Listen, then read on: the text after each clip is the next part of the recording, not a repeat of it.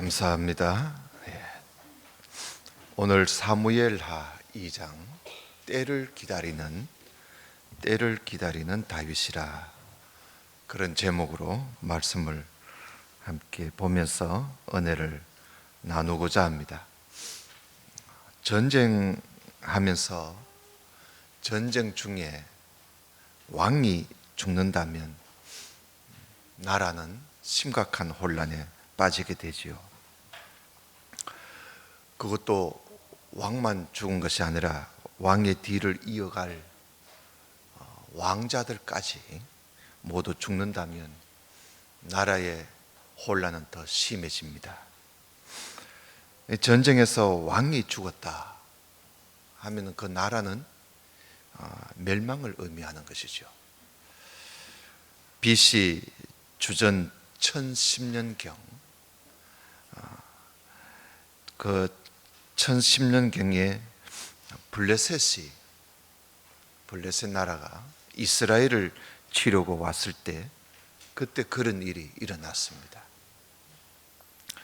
이 전쟁에서 이스라엘이라는 나라는 사울 왕이 죽고 또 왕자 3명이 모두 다 죽임을 당하고 말았습니다. 그때 다윗은 뭐 했느냐? 다윗은 사울 왕을 피해서 블레셋 땅 시글락이라는 지방에 숨어 있었습니다. 만약에 그때 다윗도 함께 사울 왕과 함께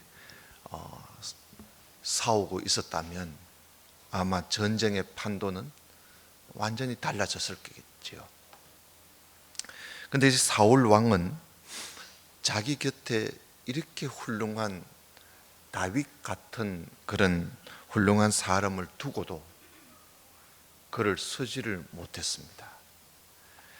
왜냐하면 다윗이 백성들에게 자기보다 인기가 더 좋으니까, 인기가 더 많으니까 그것이 시기가 났던 것이죠.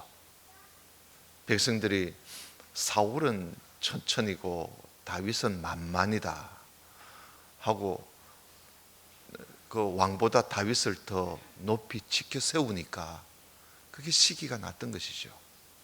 그래서 그 훌륭한 이 골리앗을 때려 눕힌 이 다윗인데, 그런 참 다윗을 가까이 두고 서지를 못하고 다윗을 죽이려고 늘 그러다가 전쟁이 일어났을 때는 다윗 같은 사람이 없어서 결국은 사울 왕도 죽고 그 왕자들도 다 죽임을 당하게 되었습니다. 다윗은 그래서 이 사울 왕에게 늘 이 도피 생활을 거의 10년을 하면서 쫓겨다니게 된 것이죠. 그래서 다윗은 도망을 다니다가 이제는 아예 자기를 잡지 못하도록 블레셋 나라에 도망을 가 있었던 것입니다. 그 블레셋 나라 시글락 땅에서 1년 4개월을 지내고 있는 동안에 그런 전쟁이 일어났던 것이죠. 그래서 그 전쟁 소식을 듣게 되었습니다. 그 전쟁에서 사울 왕이 죽게 되자 이제 나라의 권력은 이제 다윗에게로 쏠리게 됩니다.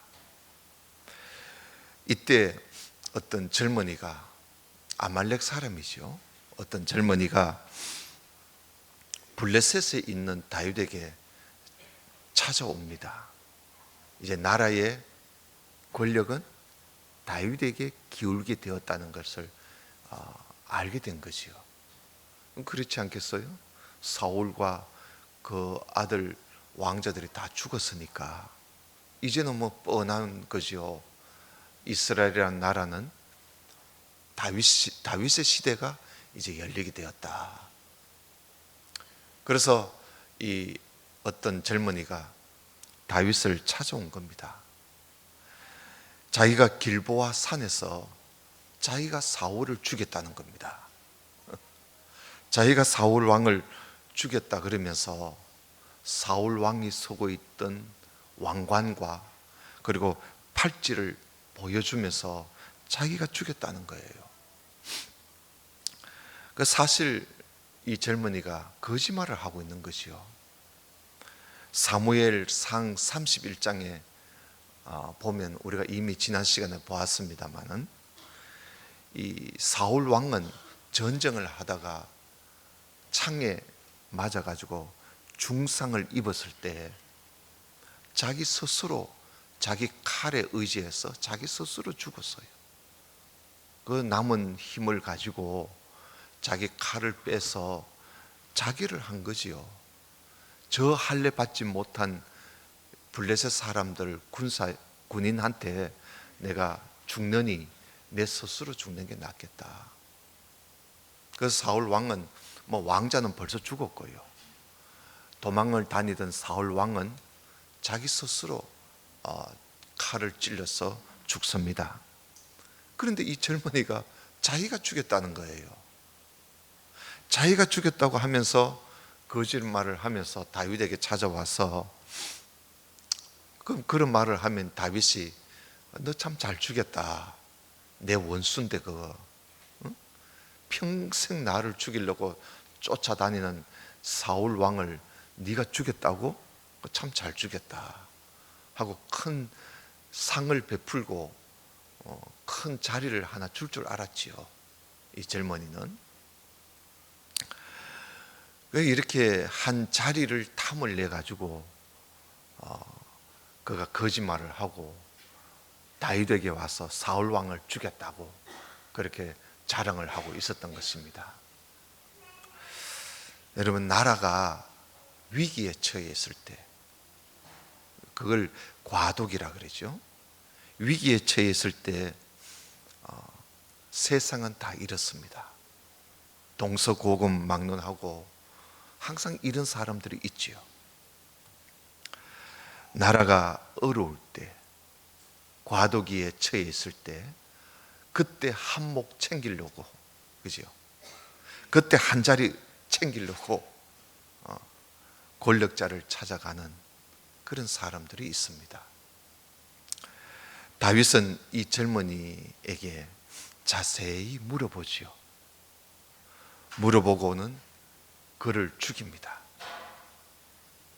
왜냐하면 하나님께 기름 부음 받은 사람을 너가 죽였다는 것이요.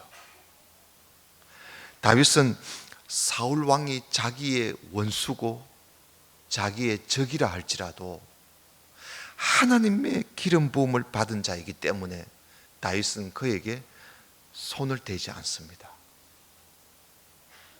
왜냐하면 손을 대어서 그를 죽이면 하나님께 죄지는 일이거든요. 그래서 다윗은 사울 왕을 죽일 수 있는 기회가 몇 번 있어도 그를 죽이지를 않았습니다. 두려웠던 것이죠. 하나님께서 기름 부음 받은 이 사울, 그를 죽인다는 것이 하나님 앞에 두려웠던 것입니다. 그런데 이 이방 나라 아말렉 청년이 자기가 죽였다고, 자기가 사울 왕을 죽였다 그러니까 다윗이 그를 가만둘 수가 없는 것이죠. 그래서 그를 죽이고 맙니다. 그래서 여러분, 오늘 2장을 보았는데 지난주 우리 1장을 오후 시간에 보았습니다마는 한 번 더 보겠습니다. 1장 13절 보십시다. 1장 13절에 보면 다윗이 그 고한 소년에게 묻되 너는 어디 사람이냐? 대답하되 나는 아말렉 사람 곧 외국인의 아들입니다. 다윗이 저에게 이르되 네가 어찌하여 손을 들어 여호와의 기름 부음 받은 자 죽이기를 두려워하지 아니하였느냐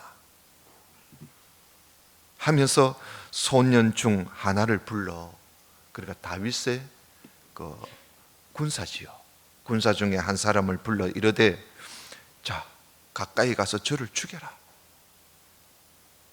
이렇게 해서 그 다윗 옆에 있던 한 소년이 가서 그를 쳐서 죽이고 맙니다. 이렇게 어려울 때, 과도기 때 자리를 하나 얻기 위해서 권력자를 찾아가서 거짓말을 하는 이 청년을 다윗은 용납하지를 않았던 것이죠. 이런 일이 또 있습니다. 나라가 어려울 때 또 다른 어떤 인물이 또 있어요. 그가 누구냐 하면 바로 이 죽은 사울 왕의 사촌입니다. 사울 왕이 전쟁터에서 죽으니까 그 사촌인 아보넬이라는 군대 장관이 있었어요. 그 왕이 죽었으면 군대 장관도 왕을 지키지 못한 책임에 자기도 죽어야지. 그런데 이 사울 왕의 사촌이 되는 이 아브넬이 이 왕이 죽고 나자 권력이 이제 지금 잠시 빈 상태잖아요. 이럴 때 자기가 한몫 챙기기 위해서 사울 왕의 넷째 아들이 하나 있어요. 그는 전쟁터에 가지 않았기 때문에 죽지를 않았어요. 이스보셋이라는 넷째 아들이 있는데 이 아브넬 군대 장관이 이 넷째 아들을 데리고 마하나임으로 갑니다. 요단강 건너서 동쪽에 있는 마하나임으로 건너가서 그를 이스라엘 왕으로 세웁니다. 뭐 사울의 아들이니까 왕으로 세우면 뭐 백성들이 거기에 대해서 뭐 말할 사람은 없거든요. 그도 왕자니까요. 근데 그 사람을 나이가 40인데 나이가 40이라도요. 이 아브넬이 얼마나 이 사람이 협박을 하고 힘이 세었던지 이 이스보셋을 왕으로 세워놓고는 완전히 그를 호수아비로 만들어 버립니다. 호수아비로 만들어 놓고 이 아브넬이 자기 마음대로 나라를 주물럭거려요. 나중에 가서는 이 아브넬이요 어떤 짓을 하느냐 하면 사울 왕의 첩이 하나 있거든요. 사울 왕의 첩을 건드려요. 잠자리를 같이 합니다. 그 왕의 첩을 가까이 했으니까, 잠자리를 했으니까, 그러면 아브넬은 졸지에 왕 같은 위치에 서게 돼요. 그런 짓을 하려고 건드린 거지요. 이 사실을 그 아들 이스보셋 왕이 이 사실을 알고 아브넬에게 한마디 합니다. 어떻게 당신이 우리 아버지의 첩을 건들 수가 있습니까? 하니까 이 아브넬이 화를 팍 내면서 말이죠. 내가 이 나라를 다윗의 손에 내가 넘겨주고 말 것이라고 아주 막 이스보셋에게 오히려 큰 소리를 치면서 협박을 합니다. 다윗의 권세가 자꾸 강해지니까, 사울 왕이 죽고 난 이후에 다윗의 권세가 자꾸 강해지니까 이 아브넬이 어떤 위기를 느낀 거예요. 그래서 이 아브넬이 자기 살 길을 찾는 것이요. 이참에 내가 다윗을 찾아가서 이 이스라엘 나라를 다윗에게 넘겨줘야 되겠다. 그러면 자기도 한 자리 얻을 거 아닙니까? 그래서 다윗을 찾아가서 이 나라를 넘겨주겠다고 약속을 합니다. 그리고는 돌아가는데 아브넬이 다윗을 만난 후에 돌아가다가 죽임을 당해요. 스루야의 아들 이 요압 그리고 아비새 아브넬 그 세 형제가 그를 가만두지를 않지요. 이렇게 이스보셋을 지키고 있던 이 이스보셋을 허수아비로 만들어 놓고 자기를 권력을 휘두르던 이 아브넬이 죽임을 당하고 나자 이스보셋을 지키고 있던 또 두 장군이 있었어요. 바로 이 그 두 장군이 그 두 사람 군사령관인데, 이 두 사람이 잠자고 있던 이스보셋을 몰래 들어가서 이스보셋의 왕의 그 목을 쳐버립니다. 두 형제가. 그리고는 왕의 머리를 들고 다윗에게 찾아와요. 자기들이 이스보셋을 죽였다는 거죠.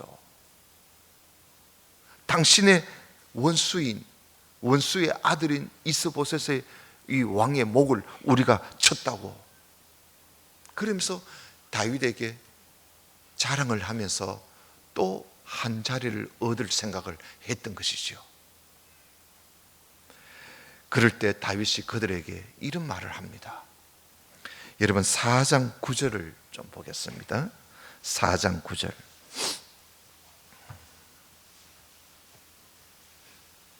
4장 9절에 보면 다윗이 브에롯 사람, 바로 이스보셋을 지키고 있던 두 형제를 말합니다.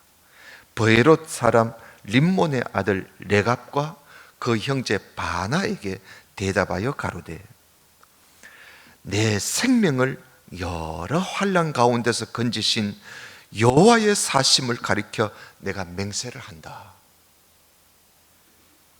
전에 사람이 내게 고하기를 사울이 죽었다 하며, 그러니까 아까 이야기했던 그 젊은이를 말하는 것이죠. 전에 사람이 내게 고하기를 사울이 죽었다 하며 좋은 소식을 전하는 줄로 생각하였어도 내가 저를 잡아 시글락에서 죽여서 그것으로 그 기별의 가품을 삼았거든. 하물며 악인이 의인을 그 집 침상 위에서 죽인 것이겠느냐. 그러니까 너 같은 놈들이 아무 죄도 없는 이스보셋을, 잠자고 있는 이스보셋을 침상에서 죽였다고 했으니 내가 가만히 있겠는가, 이런 뜻이죠. 그런즉 내가 저의 피 흘린 죄를 너희에게 반드시 갚아서 너희를 이 땅에서 없애버릴 것이다. 이러면서 하나님의 이름으로 맹세를 합니다, 다윗이. 그래서 자기 옆에 있는 소년들을 명해서 저를 죽이도록 해요. 이놈들을 죽여라.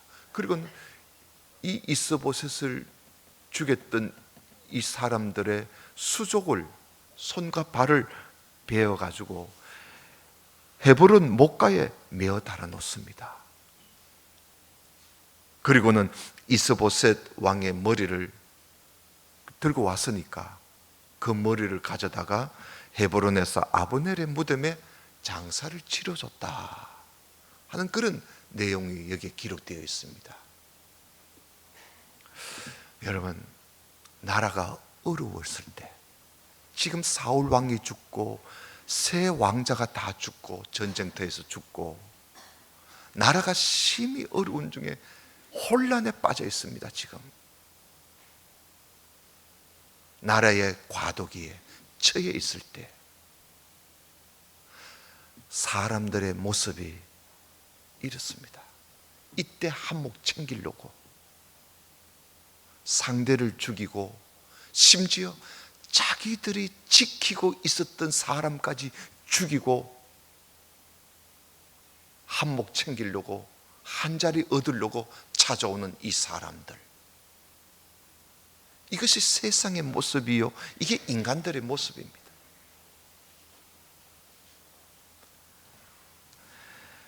어려울 때 나만 살겠다는 이런 생각에 남을 죽이는 일을 스슴치 않는 이런 세상이 지금으로부터 3000년 전에도 있었습니다.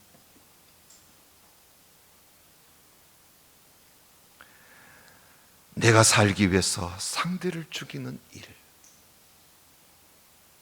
이런 일들은 오늘날 우리 사회에서도 얼마든지 볼 수가 있습니다. 위기가 찾아왔을 때, 어려움이 찾아왔을 때, 과도기로 어수선할 때에 나라의 정치인들로부터 시작해서 심지어 가정의 부모 자식 간에도 이런 악한 일들이 우리 눈앞에 얼마나 많이 일어나고 있는지 모릅니다. 더불어 함께 살고자 하는 마음은 점점 사라져가고, 나만 살면 돼, 나만 살면 돼 하는 그런 의식이 지금 모든 사람들에게 심겨져 가고 있는 것은, 이것은 곧 사탄이 하는 짓이죠. 이때 우리 그리스도인들은 어떻게 해야 할까? 나라가 어려울 때, 위기에 처해 있을 때, 또 가정에 어려움이 있을 때, 교회에 어려움이 있을 때 우리 그리스도인들은 어떻게 해야 할까? 우리는 세상 사람과 달라야 합니다. 오늘 다윗을 한번 보십시오. 사울을 피해서 블레셋 땅에 도망와 있을 때에 사울 왕이 죽었다는 소식을 그가 들었습니다. 자기의 정치적인 원수, 정치적인 대적자가 죽은 것입니다. 심지어 그 왕자들까지 죽었습니다. 백성들의 인기는, 다윗이 지금 인기가 상당히 좋습니다.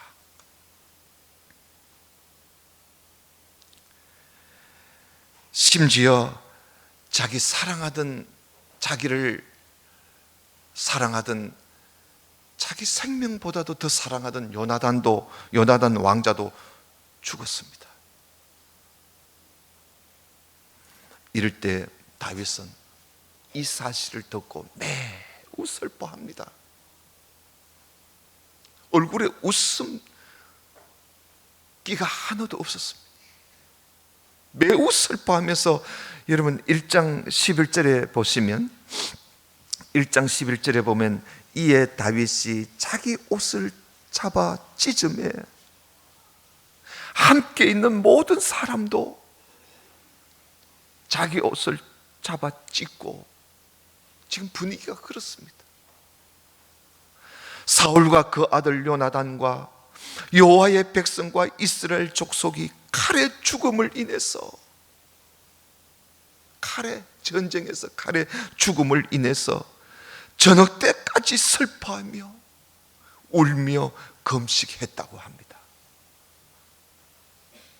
나라가 어려울 때, 위기에 처했을 때 다윗은 매우 슬퍼하며 울며 금식하며, 심지어 사울 왕과 요나단이 죽은 것에 대해서 그걸 기리기 위해서 애가까지, 슬픈 노래까지 지어서 모든 유다 지파 사람들에게 가르쳐서 그 노래를 부르게 합니다. 1장 17절에 보시면, 다윗이 이 슬픈 노래로 사울과 그 아들 요나단을 조상하고 명하여 그것을 유다 족속에게 가르치라 하였으니 곧 활노래라 야살의 책에 기록되었다 그랬습니다. 왜냐하면 유다 족속들은요, 유다 지파 사람들은 다른 이스라엘 11지파들하고는 적대 관계에 있었습니다. 그래서 다윗이 유다 지파 사람이라는 그 이유 때문에 사울 왕으로부터 유다 지파 사람들이 얼마나 많은 불이익을 당하고 미움을 받아왔던지, 그래서 유다 지파 사람들은 다른 11지파들, 10지파들 사람들과 늘 항상 미운 오리새끼 같이 말이죠, 늘 미움을 받고 따돌림을 받고 불이익을 받으면서 살아왔던 거예요. 그러니까 원수지간이 되어버린 것입니다. 이 사실을 다윗이 너무나 잘 알고 있었기에 다윗은 사울 왕에 대한 미운 감정, 그리고 다른 지파들 간의 이 미운 감정을 이걸 갖지 않도록 하기 위해서, 그 미운 감정을 가지지 않도록 하기 위해서 다윗이 이 애가를 지어서 자기 지파 모든 사람들에게 가르쳐서 이 노래를 부르게 만듭니다. 우리 서로 미워하지 말자는 것이요, 미운 감정 다 지우자는 것이요, 함께 슬퍼하자는 것입니다. 사울 왕이 죽었다, 그 왕자들이 죽었다, 유다 사람들이 아마 만세, 다윗 왕 만세 하면서 환호를 지르고 이제 우리 시대가 왔다고 길거리에 이들이 길거리로 우르르 나와가지고 막 승리의 노래를 부를 줄 알았는데 다윗은 그렇게 하지 않습니다. 우리의 왕이 죽었다, 우리의 왕자가 죽었어, 우리의 백성들이 죽었어, 우리 함께 슬퍼하고 우리 함께 금식합시다.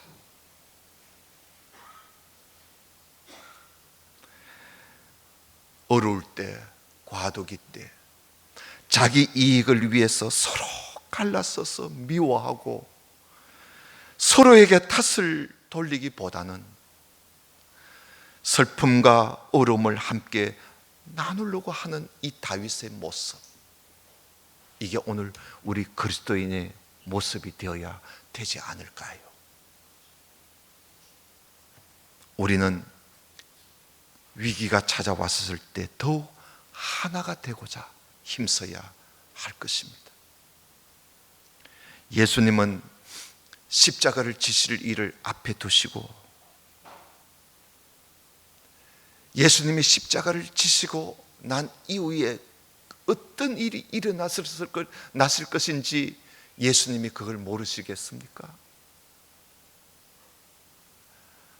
예수님께서 자신이 십자가를 질 일을 앞에 두고 특별히 기도를 했습니다. 요한복음 17장 11절에 보면 예수님이 기도하는 중에 이런 기도를 하셨어요. 나는 세상에 더 있지 아니하오나 저희는 세상에 있사옵고 나는 아버지께로 가옵나니 거룩하신 아버지여, 내게 주신 아버지의 이름으로 저희를 보존하사 우리와 같이 저희도 하나가 되게 하옵소서. 하나가 되게 하옵소서. 그렇게 기도하셨어요. 나라가 어려움에 처했을 때 우리가 기도해야 할 제목은 우리가 하나 되기를 힘써야 된다는 거. 이제 다윗은 사울 왕이 죽었으니까 블레셋에 숨어 있을 필요가 없지요. 자기를 찾아 죽일 자가 죽었으니까 이제는 다윗이 이스라엘 땅 유다 지방으로 이제 갈 길이 환하게 열렸습니다. 이제는 다윗의 시대가 열린 것이지요. 그러나 다윗은 자기의 행보를, 자기의 발걸음을 아주 신중하게 합니다. 들떠있는 감정에 경고망동하게 행동하지 않습니다. 유다 성읍으로 가는 일을 매우 신중하게 생각해요. 이 문제를 두고 먼저 하나님께 물어봅니다. 오늘 2장 1절에 그 후에 다윗이 여호와께 물어 가로되, 하나님께 물어보는 거예요. 하나님, 내가 유다 한 성으로 올라갈까요? 그래, 올라가라. 어디로 갈까요? 그래, 헤브론으로 가라. 하나님의 뜻을 물어본 후에 블레셋 땅을 떠나 유다 성읍으로 그가 올라가게 되었던 것이죠. 자기에게 기회가 왔다고, 때가 왔다고 흥분해서 경고망동하게 행동하는 다윗이 아니었습니다. 그가 모든 것을 하나님께 먼저 기도하고 그리고 걸어갔다는 것이죠. 오늘 우리는 위기가 찾아왔을 때, 오늘 우리 참 나라가 매우 어려움의 위기에 빠져 있습니다. 정치적으로, 국제적으로, 교육적으로, 종교적으로, 외교적으로, 국방적으로 정말 위태로운 그런 상황에 빠져 있습니다. 갈라진 민족의 마음, 다윗은 그 갈라진 민족의 마음이 하나 되도록 다윗은 힘썼다는 것이죠. 오늘 우리들은 하나님 앞에 기도하면서 갈라진 이 나라의 이 민족의 마음이 하나 되도록 우리는 늘 기도해야 할 것입니다. 갈길갈길 찢어서 나만 살면 돼 하는 식의 이 방식은 우리 그리스도인의 방식이 아닙니다. 하나 되게 하여 주옵소서. 그리고 하나님께 기도하면서 신중하게 한 걸음 한 걸음 신중하게 나아가는 그런 다윗, 이것이 우리 그리스도인의 모습이 되어야 할 것입니다. 나라가 어려울 때 우리가 많이 기도하시고 하나님께 물어보며 기도하는 길밖에 뭐가 있겠어요? 길거리에 나가서 우리가 태극기를 들고 휘날린들, 그것이 얼마나 우리에게 도움이 될까요? 이 나라에 도움이 될까요? 조용히 하나 되기를 힘써서 나라의 아픔을 함께 아파하면서 하나님 앞에 기도하는 자세, 이것이 다윗에서 우리가 배울 수 있는, 이것이 참 진정한 그리스도인의 모습이 아닌가. 오늘 말씀을 보면서 우리가 많은 것을 교훈을 얻게 됩니다. 이렇게 살아갈 수 있기를 함께 노력하는 저와 여러분 될 수 있기를 주님 이름으로 축원합니다. 기도드립시다. 아버지 하나님,